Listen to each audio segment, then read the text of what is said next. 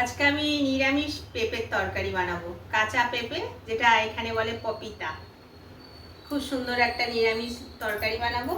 সাথে আলু আর টমেটো দেব, আর মশলাতে দেব জিরে, ধনে, আদা আর একটু আধা চামচ মৌরি আর হিং দিয়ে আমি বানাবো তরকারিটা।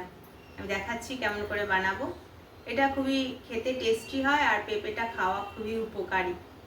একদম কম মশলা কম তেল দিয়ে আমি বানাবো তরকারিটা। আমি দেখাচ্ছি কেমন করে বানাচ্ছি। আমি পেঁপেটাকে ভালো করে এরকম চৌকো চৌকো করে কেটেছি আর এটা ভালো করে ধুয়ে নিলাম।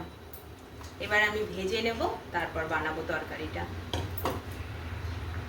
কুকারে সর্ষের তেল দিয়েছি, তার মধ্যে ফোড়নের মধ্যে দিয়েছি পাঁচফোড়ন আর হিং, সমস্ত মশলা, জিরে, ধনে, আদা, কাঁচা লঙ্কা, একটু গোলমরিচও দিয়েছি, টমেটো পেস্ট করে এটাতে দিয়েছিলাম। ভালো করে কষিয়ে ঘি দিয়ে দিলাম, গরম মশলাও দিয়ে দিলাম। ভেজে রাখা আলু আর পেঁপেটা দিয়ে দেবো।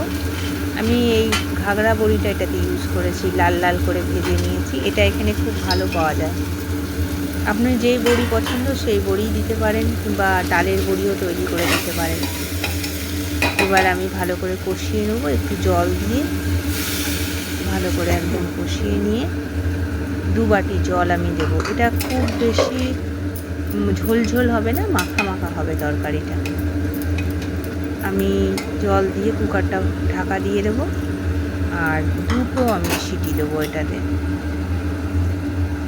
জলটা এতটাই দিতে হবে যেন তরকারিটা দেখা যায়, একদম খুব বেশি জল না দিলেও হবে। ঢাকা দিয়ে আমি 2টো সিটি দিলাম কুকারের মধ্যে। আমি এখন কুকারটা বন্ধ করে রেখে দেবো, খাবার সময় এটা খুলবো। আমার এই তরকারিটা রেডি হয়ে গেছে। এটা বানিয়ে দেখুন, নিরামিষ পিওর ভেজ, খুব ভালো লাগবে।